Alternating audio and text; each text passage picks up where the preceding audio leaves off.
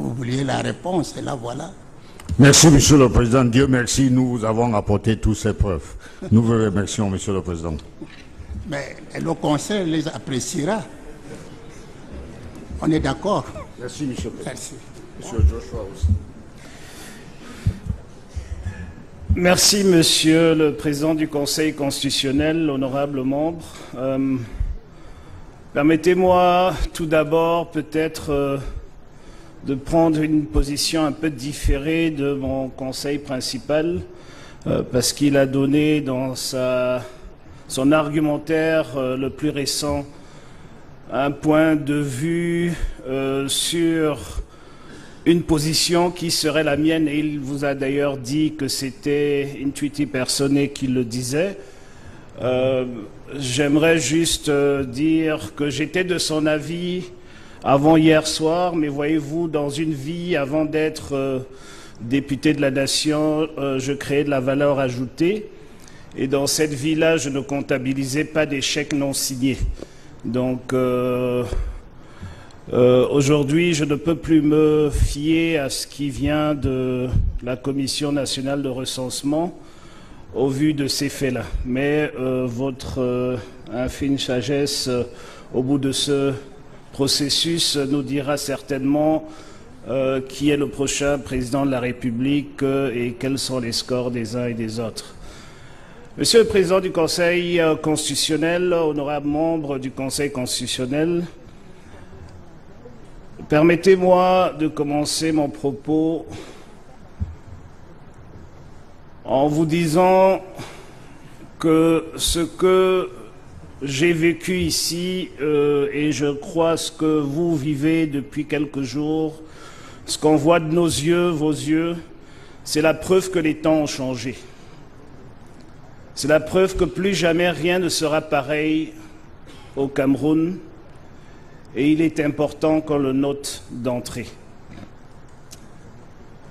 Vous savez, cette audience du contentieux électoral, Monsieur le Président, il ne s'agit pas, comme on a bien voulu nous faire croire ici, d'un problème entre un parti politique et un autre. D'un problème, comme je le disais, on veut bien nous faire croire, entre une ethnie ou une tribu et une autre. Il ne s'agit même pas fondamentalement d'un problème de loi. Si on regarde autour de nous, Monsieur le Président, si on regarde ce qui se passe ici depuis quelques jours, des échanges que ceux qui m'ont précédé ici ont eu, de toute l'énergie dégagée dans cette salle, des milliers de Camerounais, Monsieur le Président, qui observent en live ce que nous nous disons ici, qui vont même jusqu'à ne pas regarder les lions pour s'accrocher au débat que vous présidez, Monsieur le Président. Il est clair qu'il s'agit ici d'un cas qui doit toucher nos consciences. Et notre conscience doit nous parler. Votre conscience doit vous parler. Regardez avec les yeux de cette conscience et voyez, Monsieur le Président, qu'avec toute la batterie d'avocats qu'un représentant du RDPC appelé avocatier, il s'agit d'un problème fondamental, d'un problème de justice contre l'injustice. Ce n'est pas une question de loi. Ce n'est pas une question de tel contre tel, c'est une question du peuple camerounais contre un système. Un système savamment et intelligemment orchestré pour se maintenir ad aeternam au pouvoir, pour faire ou donner l'impression de respecter les règles et les lois, de prôner la démocratie. Nous avons vu certains venir ici nous dire que tout allait bien dans le meilleur des mondes. Mais Monsieur le Président, Mesdames et Messieurs les conseillers, honorables, excusez-moi, membres du Conseil constitutionnel, avez-vous l'impression que tout va bien? Avez-vous l'intime conviction que dans le Cameroun de vos enfants, nos enfants, de vos frères et sœurs, de nos frères et sœurs, tout va bien? Avez-vous le sentiment que les lois, les règles, les procédés qu'on essaye de nous démontrer depuis 2 jours ici sont justes? Vont-elles dans l'intérêt du peuple qui nous regarde ici? Sauvegarde-t-elle, Monsieur le Président, l'équité, la transparence? Les lois ne sont pas tout. Parce qu'il y a des lois injustes. Et vous savez très bien que nul n'est tenu de respecter des lois injustes. Parce qu'il s'agit ici, Monsieur le Président, d'une affaire de justice contre injustice. Monsieur le Président, lorsqu'on vient ici nous dire que 2 régions, initialement, qui ont librement rejoint le Cameroun pour créer ce Cameroun un et uni que nous avons aujourd'hui, que ces 2 régions, parce qu'il ne faut pas venir nous donner des statistiques et des nombres, il faut qu'on y attache l'importance historique. Que ces 2 régions, Monsieur le Président, lorsqu'on vient nous dire que 2 régions subissant la guerre, des meurtres quotidiens, des villages rasés, brûlés, des viols collectifs, des abus permanents des droits de l'homme, des migrations forcées, l'absence de l'administration dans la quasi-totalité des 2 régions. Et je m'arrête là, parce que le catalogue n'est pas bien pour notre pays, et le monde entier nous regarde. Quand on vient nous dire ici, devant la plus haute instance juridictionnelle de ce pays, qu'il y a eu vote et les gens ont voté normalement, c'est une trahison, c'est une haute trahison pour notre République. Nous avons la chance d'être dans le contentieux électoral parce que ces gens ne méritent pas la confiance du peuple camerounais. Tout le monde voit ce qui se passe là-bas au quotidien. Tout le monde ressent la peine. Les Camerounais sont meurtris par ce qui se passe dans le nord-ouest et le sud-ouest. Les Camerounais ont le sang aux yeux, comme on dit. Ils ont le cœur, ils ont les larmes aux yeux. Les Camerounais ne peuvent pas accepter qu'on sorte d'ici en faisant croire au monde que le nord-ouest et le sud-ouest a pu voter. Je parle de tous les Camerounais et pas que des Camerounais d'origine ou d'extraction anglophone.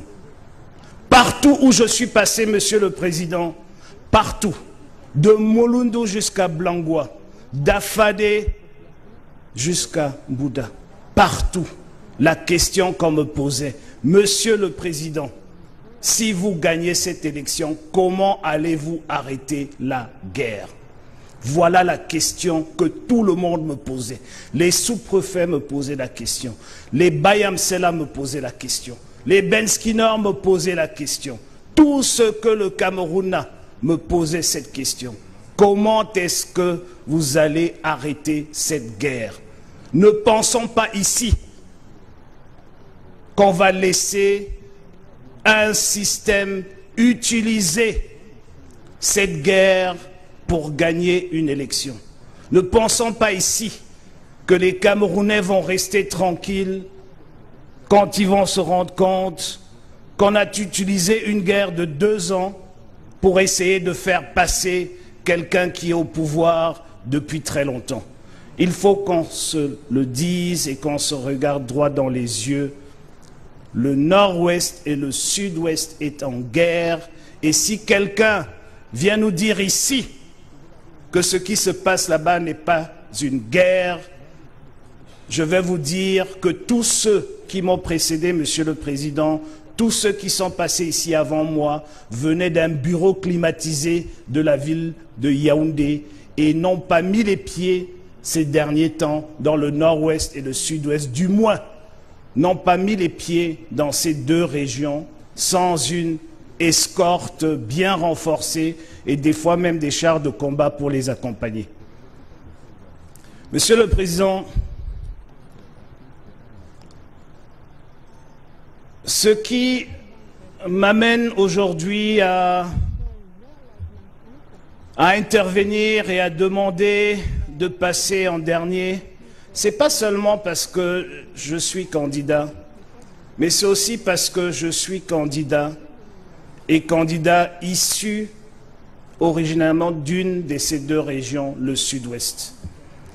Je suis depuis 1988 à Douala 1er, c'est ma ville d'adoption, et je jouis de ce que rêvait déjà Ruben Oumniobé en 1948 dans cette même ville,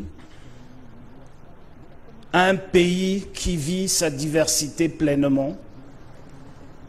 Mais j'ai des origines. Et je ne peux pas me permettre qu'on vienne nous dire ici que ce qui s'est passé dans mon département d'origine, qui rapporte 80% des recettes de l'État, où il n'y a plus d'administration depuis bien longtemps, où même les chats et les chiens errants se font rares. Je parle du département d'Undiane. Monsieur le Président, les funérailles juste avant cette élection se passaient avec l'escorte des militaires du BIR. Le chef supérieur des Kondotiti a été assassiné en pleine église où ils étaient un très petit nombre et essayaient de prier pour la paix. Je parle d'un département qui n'a plus d'habitants en dehors de la ville des Kondotiti où il y a quelques militaires et des îlots d'Idabato, d'Isangele, etc. Il n'y a plus personne dans mon village. Monsieur le Président, vous ne le savez peut-être pas, mais près de 173 villages ont été rasés, ont été brûlés par les forces de défense. Par les forces de défense. Je n'ai plus de village. La maison de mon père a été brûlée après son enterrement. Le domicile du sous-préfet a été incendié. La gendarmerie a été attaquée. Il n'existe pas d'être humain sain dans sa tête dans le département. Quand on va plus loin, je ne veux même pas rentrer dans ce qui se passe dans le Lébi Alem et le Maniou parce que vous avez tous vu les images du gouverneur qui s'est fait attaquer.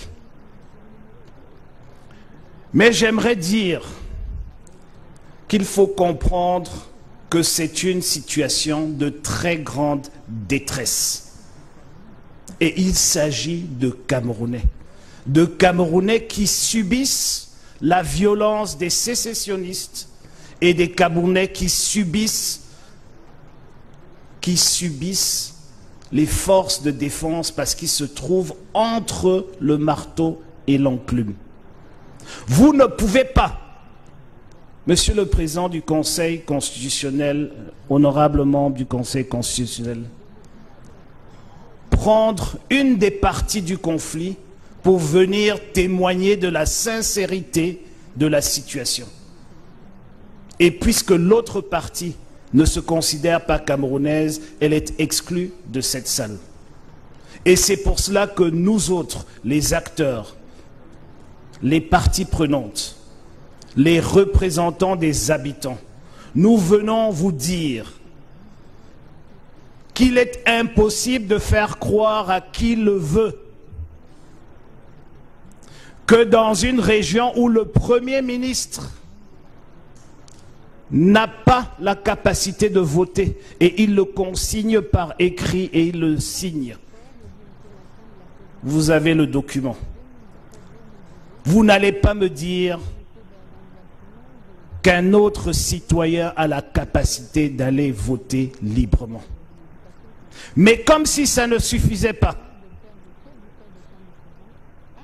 comme si la marginalisation que ces Camerounais subissent ne suffisait pas, comme si la ségrégation qu'a créé cet état de guerre civile ne suffisait pas, et les CAM et l'administration ont décidé de transformer les bureaux de vote en centres de vote. Mettre 2344, si je ne me trompe pas du chiffre, bureaux de vote ensemble en 77 centres de vote. Monsieur le Président, protéger le Parlement camerounais. La Constitution nous dit que le Parlement camerounais est l'institution où se font les lois. Les pouvoirs du Parlement n'ont jamais été transférés au ministère de l'administration territoriale, encore moins à Elecam. Les électeurs du sud-ouest et du nord-ouest étaient dans l'incapacité de trouver leur bureau de vote. Premièrement parce qu'ils sont ceux qui allaient voter légalistes et ils ne cherchaient pas des centres de vote mais des bureaux de vote. Et deuxièmement parce que dans beaucoup d'endroits, il fallait des marches à pied sur 45 km pour atteindre le bureau ou le centre de vote nouvellement créé.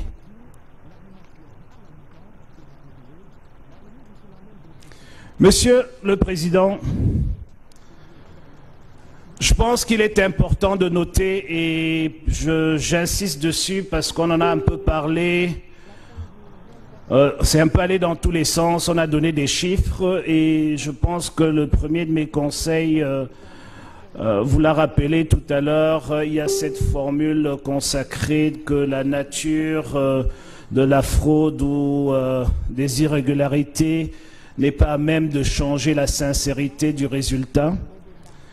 J'aimerais qu'on comprenne que même s'il s'agit d'un seul anglophone qui n'a pas pu voter parce qu'il est anglophone, parce que c'est de ça qu'il s'agit. Il ne s'agit pas du fait qu'un électeur n'ait pas pu voter. Il y a une crise que nous avons choisi, nous Camerounais, d'appeler la crise anglophone. Et la raison pour laquelle ces gens n'ont pas pu aller exercer leur devoir citoyen, c'est parce qu'ils vivent dans ces deux régions. Et encore pire, ceux qui ont échappé aux violences n'ont pas eu le droit de voter ailleurs alors qu'on a une circonscription unique. La raison pour laquelle ils n'ont pas voté, c'est parce qu'ils sont anglophones. Et cela, Monsieur le Président, ça s'appelle de l'apartheid. C'est rien d'autre que cela. Et je pèse mes mots, vous pouvez aller au dictionnaire, c'est bien indiqué ce que ça veut dire. Et nous ne sommes plus dans des considérations de droits de l'homme, nous sommes déjà au-delà, ça devient criminel. Et c'est pour cela que je vous demande, au-delà du fait que 5% seulement, d'ailleurs tous militaires ou presque, si on considère que le Premier ministre n'est pas militaire et sa suite, c'est pour cela que les militaires qui sont sur place ont pu voter, ont été les seuls à voter et personne d'autre n'est venu voter.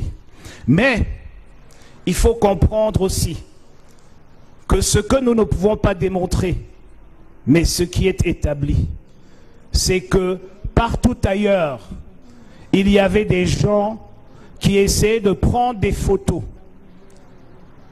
des personnes d'origine de ces deux régions parce qu'il y avait un mot d'ordre des Ambazoniens qui disait que personne ne devait aller voter et donc le reste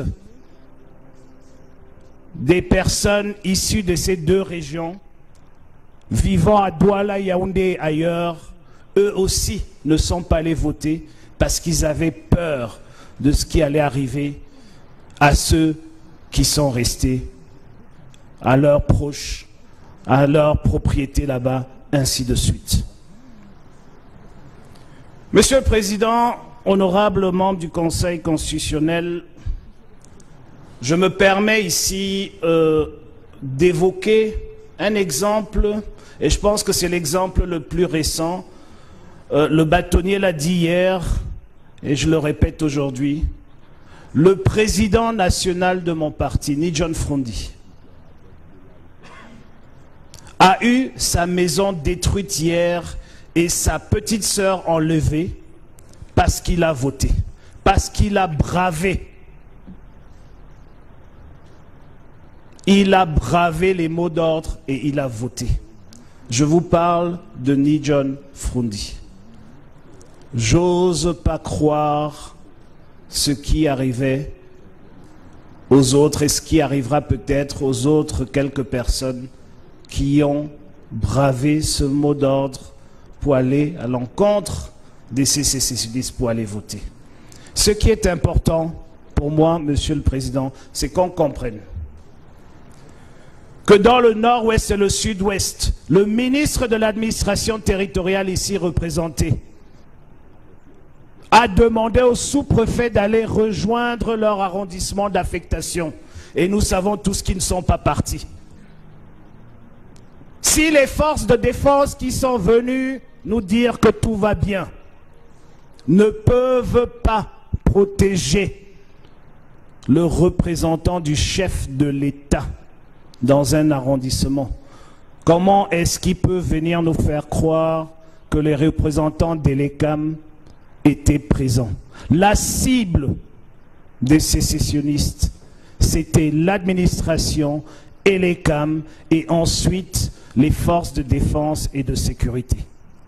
Voilà la cible qu'avaient et qu'ont les sécessionnistes dans ces deux régions. Monsieur le Président, certains ici hier m'ont choqué en comparant la situation dans le nord-ouest et le sud-ouest à la situation au Mali, en Afghanistan, en Irak, tous des pays étant en guerre où des élections se sont tenues. Ils se sont même vantés du fait. Ils ont juste omis de nous dire que tous les exemples qu'ils ont cités sont des exemples où, à cause de la guerre, ces pays étaient sous tutelle ou le sont toujours, et ce sont les communautés, c'est la communauté internationale, pardon, qui organisait ces élections et qui imposait ces élections et qui supervisait ces élections, surtout dans les zones de guerre. Si aujourd'hui le RDPC veut, comme ils nous l'ont dit hier, comparer le Cameroun à ces pays, je suis désolé, s'ils pensent que demain nous laisserons ce pays entre les mains de la communauté internationale pour ressembler aux exemples qu'ils nous ont donnés, ils passeront sous nos corps pour que ça arrive. Ça n'arrivera pas, Monsieur le Président, et c'est un mauvais exemple qu'il ne faut pas utiliser et qu'il ne faut pas répéter, parce que ce qui s'est passé dans le nord du Mali est une honte pour l'Afrique tout entière, et en tant que Camerounais, je n'accepterai jamais que mon pays soit une fois de plus mis sous tutelle. J'aimerais aussi, et vraiment, ça vient du cœur et c'est un cri du cœur. Je sais qu'il n'y a aucune place pour les émotions dans le Conseil constitutionnel, mais permettez-moi ce cri du cœur, Monsieur le Président. J'aimerais aussi vous dire que pour tout anglophone, appeler les absences de vote sur les statistiques comme de l'abstention est une injure. Les gens sont morts parce qu'ils voulaient aller voter le 7 octobre. Les gens ont perdu leur vie pour aller voter le 7 octobre. Parler d'abstention c'est rejoindre la thèse de Maître Yangaudière, que je ne veux pas répéter parce qu'elle me fait mal. Ce qui s'est passé dans le nord-ouest et le sud-ouest, c'est l'incapacité des électeurs à aller aux urnes. Et j'aimerais, Monsieur le Président, honorable membre du Conseil constitutionnel, vous dire, parce que je continue dans cet élan du cœur, que les forces de défense et de sécurité tiennent le cœur à la main, retiennent leur souffle en attendant votre décision d'annulation pour que votre juste décision puisse redonner un espoir de paix dans cette région. Les Camerounais d'extraction anglophone du monde entier tiennent leur cœur en ce moment, retiennent leur souffle, parce que votre décision fera soit gagner le Cameroun ou alors donner raison au projet ambazonien que nous combattons tous. Vous avez la responsabilité de sauver notre pays. Le pays retient son souffle. L'Afrique retient son souffle. Mr. President, honorable members of the Constitutional Council, I was coming to this majestic hall. I've been looking for the seal of the Republic of Cameroon. I've been looking for this seal all over because I've been to other constitutional councils, and the majesty of it is that the seal of the Republic, what this council stands for, is right up there somewhere. But I was astonishingly surprised and realized that I rather feel to be in the annex of the campaign headquarters of a fellow candidate by virtue of the picture on the wall of my own constitutional council. I want to mention that this is rather unfortunate because it's not what it's supposed to be.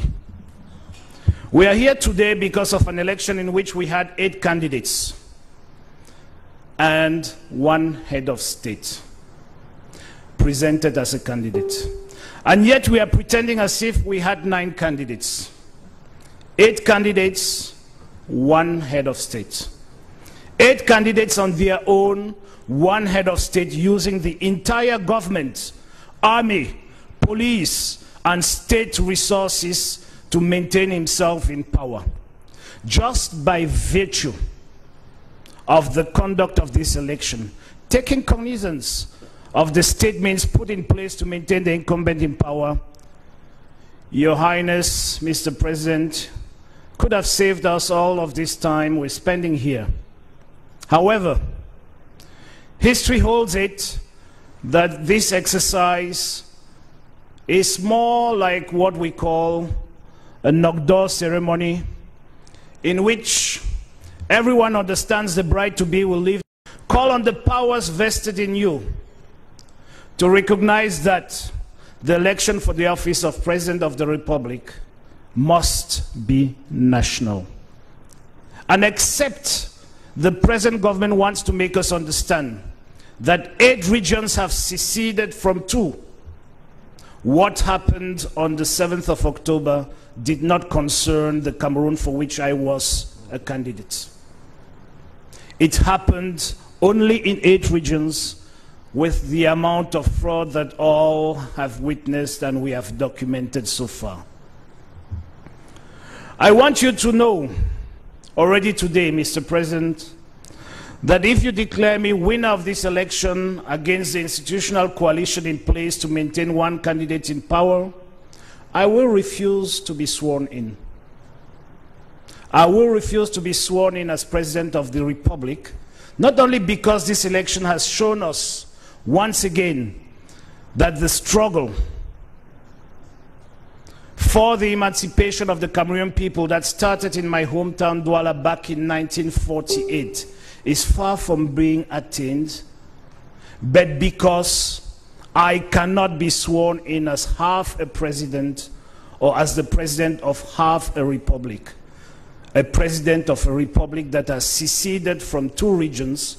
All this, Mr. President, honorable council members, all this for the sole intention to allow one candidate remain in power. If Cameroon is truly one and indivisible, then Cameroon did not vote. What happened on the 7th of October is tantamount to apartheid. Apartheid being defined as an intentional means of disenfranchising the rights of one race or community. From the Afrikaans word apartheid, meaning a community set aside. Let's face it, let's not be there tomorrow. One man, one vote. That is why Cameroon fought a deadly civil war for more than 10 years.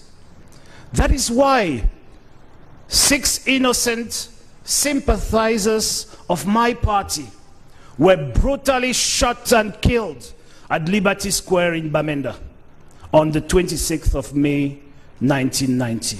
And too many others have followed since then. May their souls rest in peace. There was nothing like one man, one vote in Cameroon for this election. Because what happened on the 7th of October 2018 was one person, one vote in 8 regions, and one person, 0 votes in 2 regions. Or if you wish it, and I hate putting it this way, because I am fundamentally against these appellations, but for the understanding of everyone in here, what happened on the 7th of October was one vote, one Anglophone, one Francophone, one vote, one Anglophone, no vote. That is not the Cameroon the Constitution asks you to defend. It is not the Cameroon you want your children. It is not the Cameroon you want for your children, sorry. You have a duty to correct this. This is why I pray and urge that you render justice, not in the interest of one of the parties to this election, not in my own interest, but in the supreme interest of the Cameroonian people, and that you remind the government of Cameroon in your decision that the Northwest and Southwest regions are a full part of their one and indivisible Cameroon. Everything has been said on the rampant and sometimes violent irregularities observed all over Cameroon. So I will spare you on this. But I would like you to note that if part of Cameroon did not vote, and if this part is Cameroon, then there was no vote in Cameroon. In the Northwest and Southwest, people were asked to go vote in polling centers. This is nowhere to be found in our electoral code. And more so, Mr. President, honorable members of the Constitutional Council, if Elekam has the guts to replace the Parliament of Cameroon, let them do it for all Cameroonians, not for part of this country. Not by virtue of where they come from or by their language or their culture. If Elekam wants Cameroonians to vote in polling centers, let it be so from Lake Chad to Mulundu. Let it be so all over the territory. Let it not be a decision stigmatizing, segregating, and marginalizing only one people.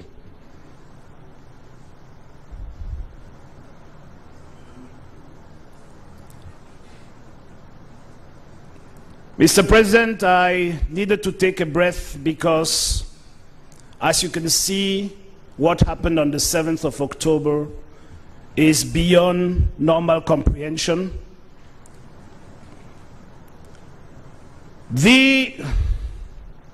What happened, And what they did with the polling centers is a violation of the law, of the spirit of the law, and so I can also refer to it as apartheid.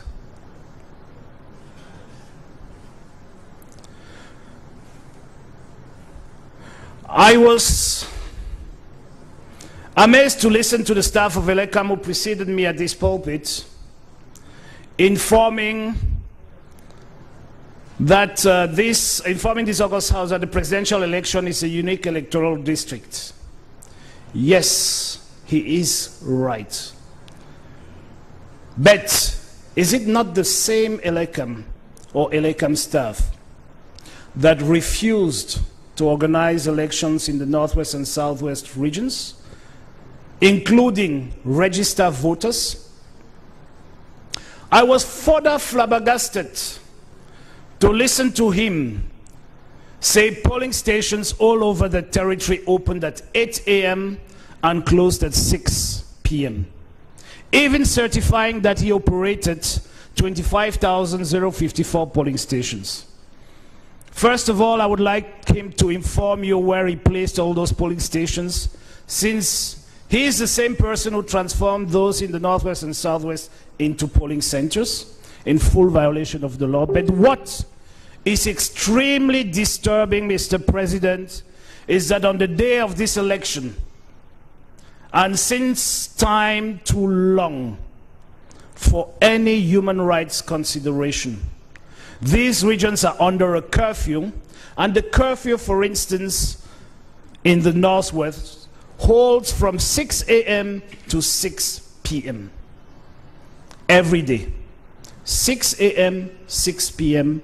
every day. Those who do not respect this curfew are simply shot. The driver of the national chairman of the SDF got shot 3 days ago because he missed the curfew by 5 minutes. You cannot consider that an election has been held when the law states that polling stations are open till 6 p.m. and at 6 p.m. you have a curfew that is supposed to be respected by all. 6 p.m. means you have to be at home. Now we have polling centers, not polling stations, most of which are tens of kilometers away from home, meaning that not only was the population of the Northwest and Southwest disenfranchised from voting up to 6 p.m. because they had to be home, but I would like anybody here with a sound mind to tell me, Mr. President, when did vote counting start? How did it happen in the middle of a curfew? How were the tally sheets? Maybe that's why they are holding no signatures. How were the tally sheets transported to the divisional vote counting commissions? Who was manning the divisional vote counting commissions? Were they all violating the law? And further to this curfew over time, there was a complete ban for transportation that I have to add to it. So it was impossible to vote even if they wanted to vote. Give me 1 hour. Okay. The more you study, the longer it will be.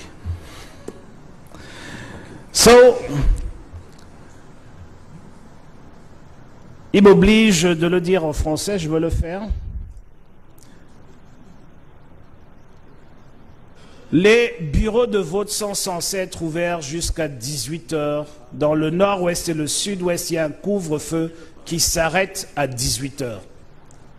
Il était impossible, Monsieur le Président, que ces bureaux de vote opèrent en toute légalité parce qu'il y avait un couvre-feu qui interdisait aux gens d'être dehors à cette heure-là. Donc, le décompte du vote ne pouvait pas se tenir. Les membres de la commission locale ne pouvaient pas y être. Et encore plus grave, les PV ne pouvaient pas être transportés. Si ces gens respectaient ce couvre-feu, ne pouvaient pas être transportés vers les commissions départementales. I want to add here that in this very hall, the Elekams have further informed us that ballot papers were delivered to all 25,000 polling stations 1 week before the election. He said it in here. Since the Northwest and Southwest did not have polling stations, these ballot papers are most probably outside somewhere. How could people vote without ballot papers? Because they transported them to ballot stations. He himself tells us that the Northwest and Southwest doesn't have ballot stations. Where are the ballot papers for the Northwest and the Southwest, if ever it so happened that votes took place there?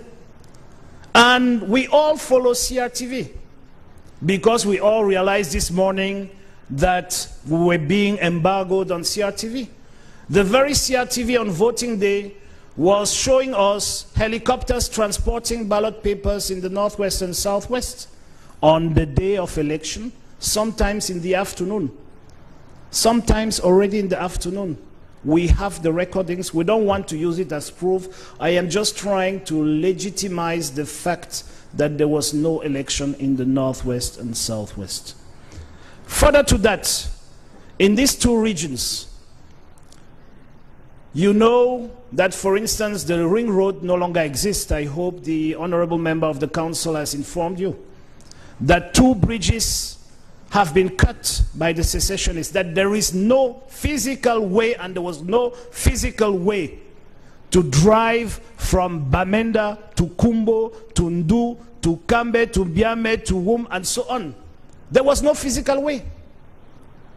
Can someone in here explain to me how that voting could occur when a road that used to exist, even if someone braved the odds of stray bullets, when there are no bridges?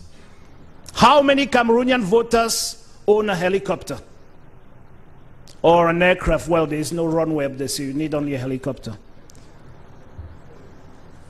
No local polling commission was regularly put in place in the Northwest and Southwest, as can be witnessed from the various tally sheets received.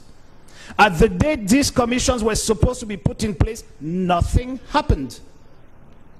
The people who were assigned to preside over those local commissions, when we called them, most of them were answering from Yaoundé, Douala, or Bafoussam, some in Buea. No divisional vote counting commission could regularly be put in place, and none of these divisional vote counting commissions regularly discharge their functions. In the Northwest and Southwest, the army was fully used to favor one candidate. They manned the polling stations, put up one candidate's posters in the night of the 21st to the 22nd of September in full violation of an existing curfew, and were brought in, as was witnessed in Limbe, where 180 were brought in civilian attire to man polling stations. Very, very important, Mr. President, in the Northwest and the Southwest, the total campaign time allowed by virtue of the ongoing curfew, when by extraordinary the army allowed you get into these regions, was 180 hours. The law provides for 15 days. By virtue of this curfew, was 180 hours, minus the 48 hours of a total ban imposed by virtue of the celebration of the 1st of October, which is a high tension day in the Southwest and Northwest, and was known to the person who signed the decree convening the election before he signed that decree. So in the Northwest and the Southwest, the total de facto campaign time enjoyed by the stray dogs, the stray cats still braving the odds to be there because we couldn't see any human beings in these two regions, was of 132 hours, while that of the rest of Cameroon was 360 hours. Mr. President, this is what we call apartheid. Mr. President, some of the members of your Constitutional Council were unable to vote because registered either in the Northwest or Southwest. On the 7th of October, more than 500,000 potential voters were not allowed to vote by virtue of their status imposed by a civil war they are not a party to. 50,000 of them are refugees, and 450,000 of them, at least, I'm reducing the number because the official number is 750, are internally displaced persons. The UN system tells us that there are 140,000, but the UN system doesn't count all those who are living in the houses of your members of the Constitutional Council of that extraction living in Yaoundé, in our houses, in other houses here. And when you put all of that together, you're at 720,000, but I bring it down to 450,000 to make a round number of 500,000 displaced people who were not intentionally not allowed to vote by the Ministry of Territorial Administration and ELECAM. And it is a clear design of marginalization and disenfranchisement.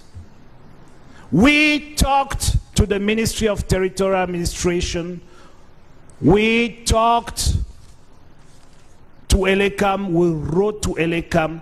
There was nothing rocket science that could have made it such that these people who were registered at the time of the convening of this electorate didn't register. Nothing. With a little bit of good faith, at least 200,000 more Cameroonians could have participated in this election. But they were not allowed to participate because they come from the wrong side of this country. That is the reason.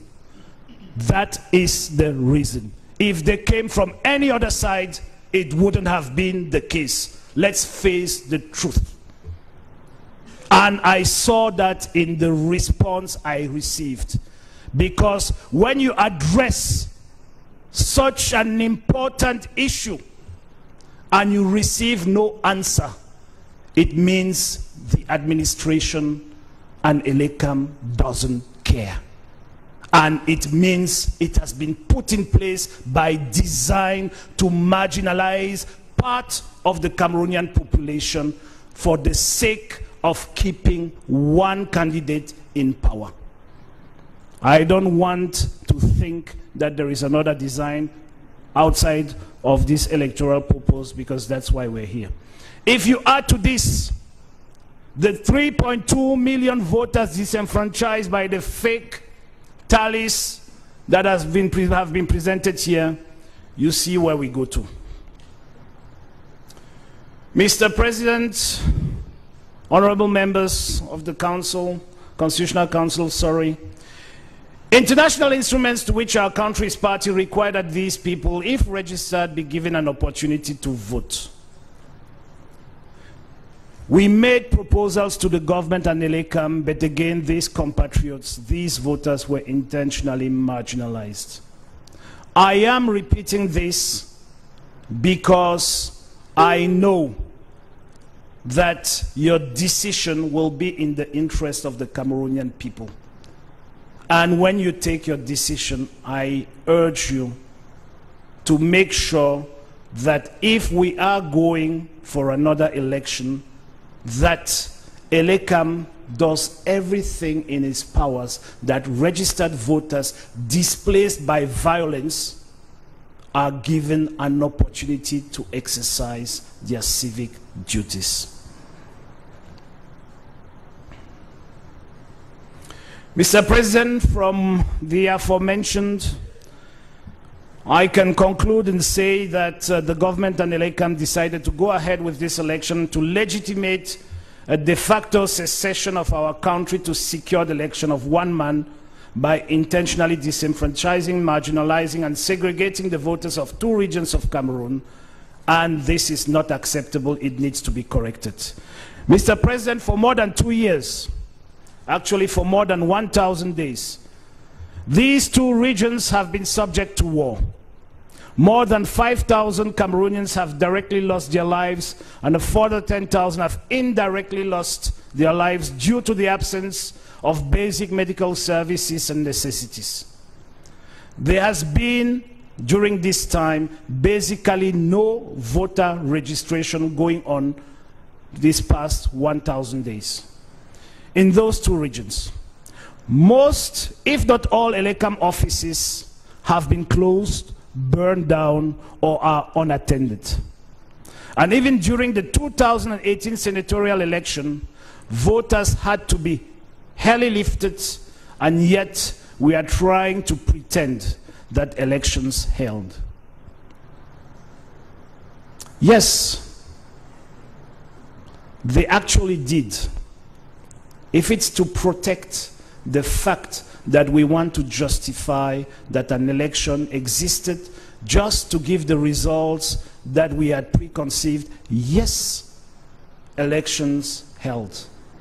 But such an election cannot be termed democratic, and such an election can only be considered as part of an agenda of apartheid.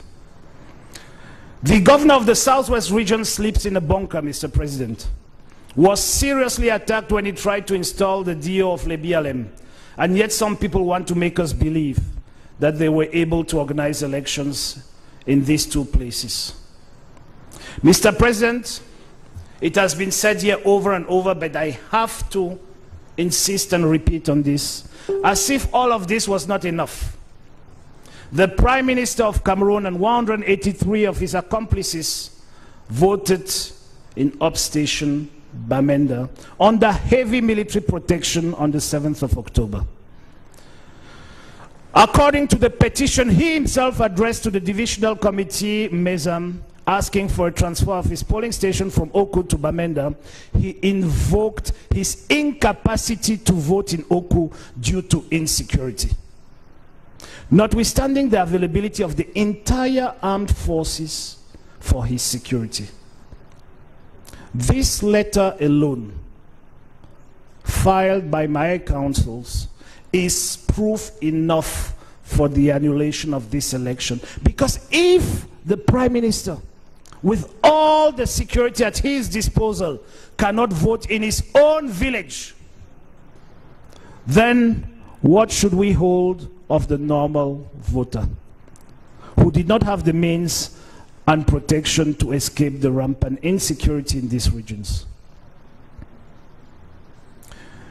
Mr. President, it has been repeated as well, but I have to come to it. Outside of the Northwest and Southwest, the gravest violation of the law, actually, the images that pushed 60% of Cameroonians not to wake up on the 7th of October, the day of voting, to remain at home because they considered the vote was done, happened when the President of the Senate,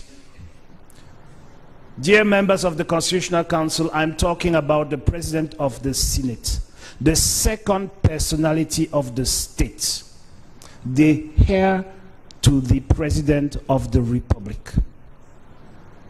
When the President of the Senate flagrantly violated the law with the complicity of ELECAM and the consular officers in Paris to vote, that was game over.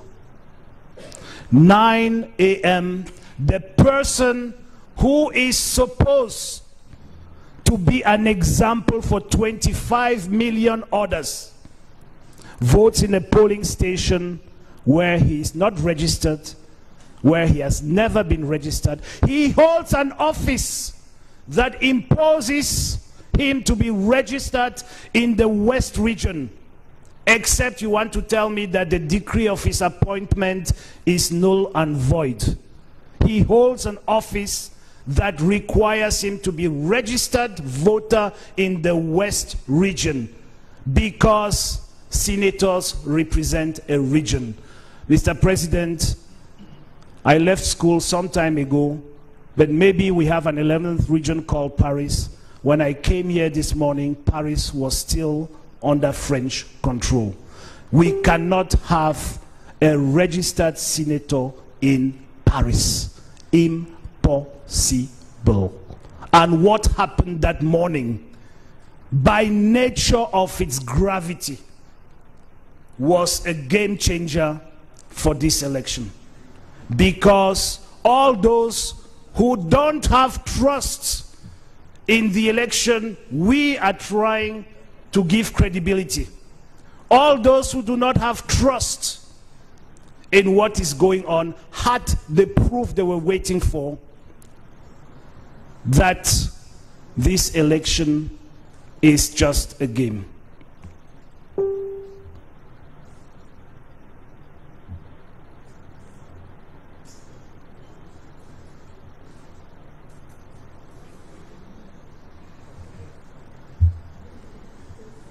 Merci, Monsieur le Président.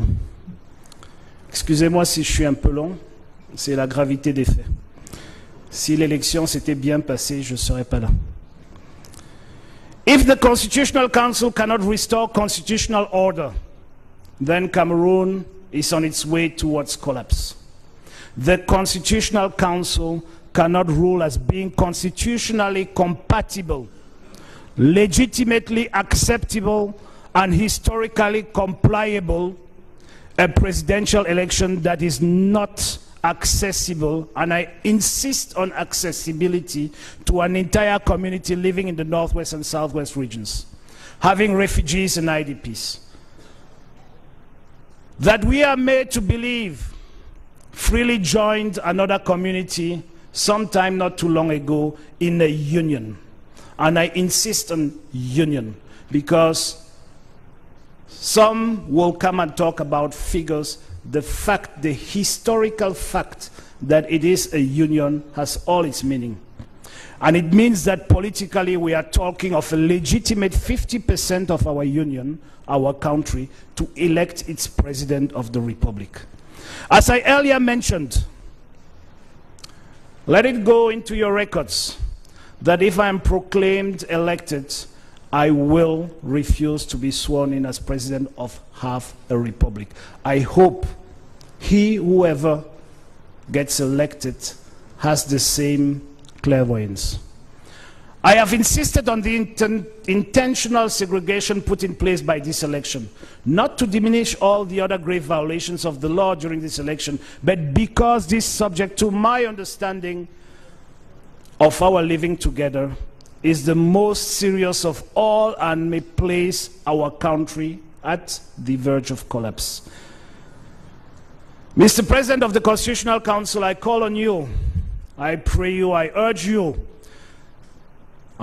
honorable members of the Constitutional Council, to restore Cameroon's constitutional order. That order that calls on some to remind us all that Cameroon is one and indivisible. The world is watching. Our children will hold us responsible for what will come out of this session. Monsieur le Président, honorables membres du Conseil constitutionnel, la coalition que certains attendaient et que tout le monde a découvert finalement, que nous on avait déjà découvert depuis bien longtemps, la coalition RDPC, les Caminat, va venir nous dire plein de choses tout à l'heure. Mais aucun de ces intervenants n'a été dans le nord-ouest et le sud-ouest depuis le début de la crise de façon normale. Et cette coalition, Monsieur le Président, a un mandat à durée déterminée. Il s'agit tout simplement de faire réélire le président sortant à tout prix et à tous les prix. À moyen terme, la paix et la sortie de crise dans le nord-ouest et le sud-ouest ne sont pas dans leur agenda. Et c'est pour cela que vous devez intervenir. Monsieur le Président, honorables membres du Conseil, je vous invite dans le sud-ouest et le nord-ouest pour constater de vous-même la gravité de la situation. Si un doute persiste sur tout ce que j'ai dit et sur tout ce que mes conseillers ont dit avant moi. J'aimerais aussi dire, pour ne pas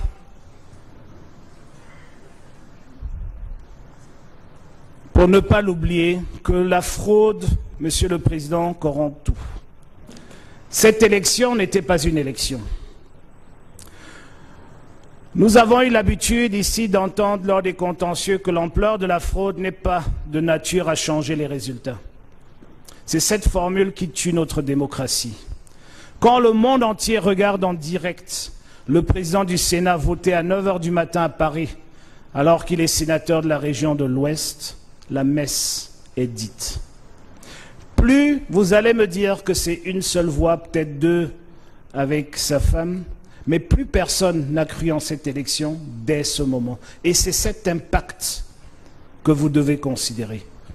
Il est plus important encore, Monsieur le Président. L'ampleur de la fraude est aujourd'hui de nature à changer les résultats, au vu du fait que toute une partie qui a librement rejoint une autre partie de ce pays en 1961, que toute cette partie n'a pas eu la possibilité de voter.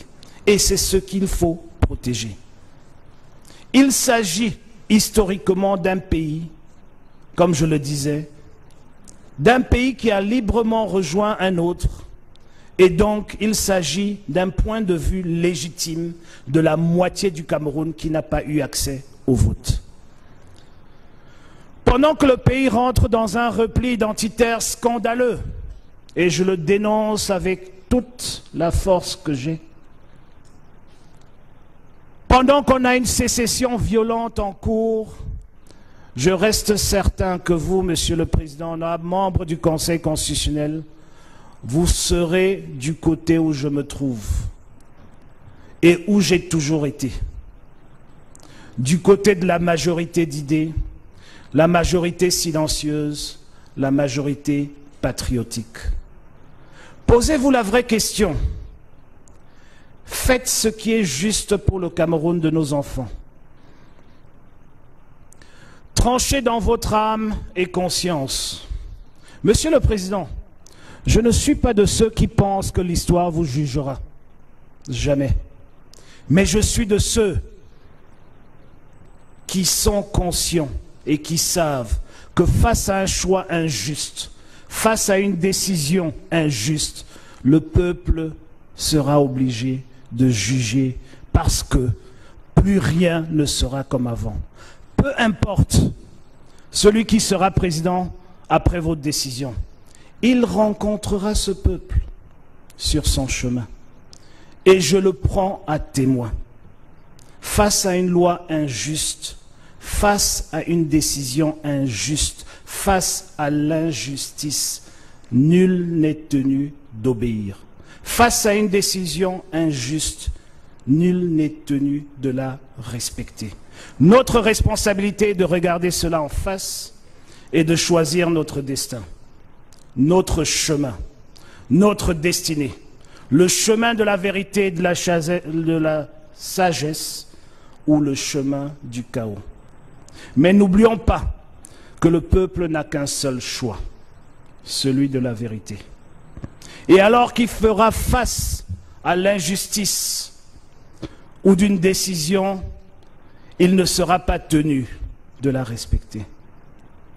J'ose pas croire que ça arrivera, mais j'aimerais finir en disant qu'ainsi naîtra, je l'espère pas, et malheureusement, l'Ambazonie version Conseil constitutionnel de la République du Cameroun.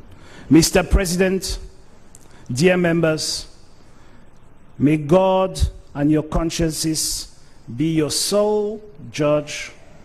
May God bless and save our nation, Cameroon. Thank you.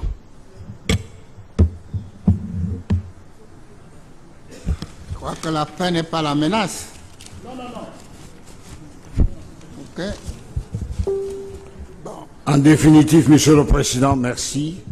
J'ai tenu à appeler tous mes confrères pour qu'on vienne, j'aime la déontologie, qu'on vienne vous saluer comme la loi le demande.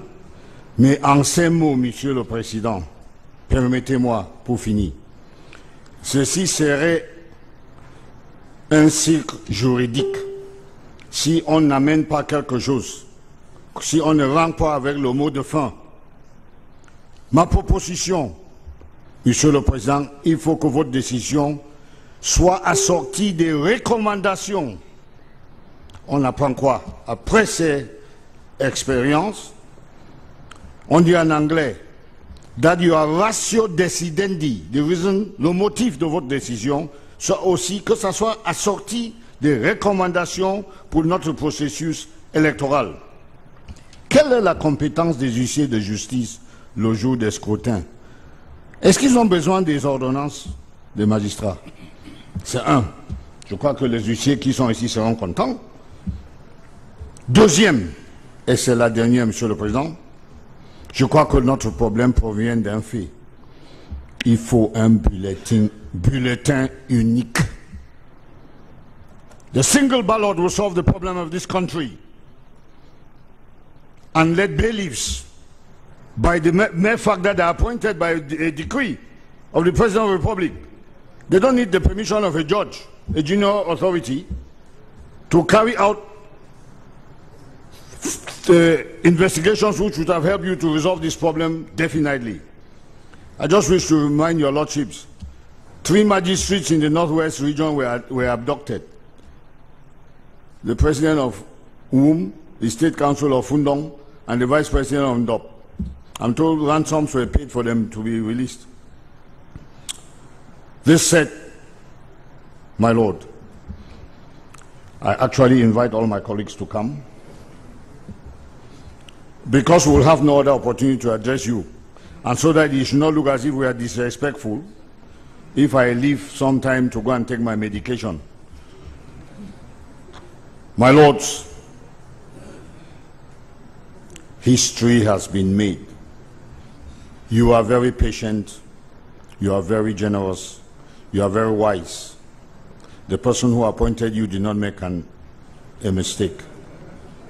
Thank you very much, your lordships. Gentlemen, let's bow to the court. The others can talk as much as the one. I'm going to go me home. Oh. Bon, mettez-vous gentiment à l'écoute de vos contradicteurs. Bon, maintenant, les partis adverses. On va commencer par le RDPC, la TELA et les CAM. Bon, le RDPC se présente. Merci, Monsieur le Président. Nous allons essayer d'aller vite. Nos 3 avocats vont passer. Le ministre Ngolé Ngolé va parler. Et peut-être, oui, qui parle. Et le ministre Njimoum, rapidement aussi. Et je viendrai conclure. Merci.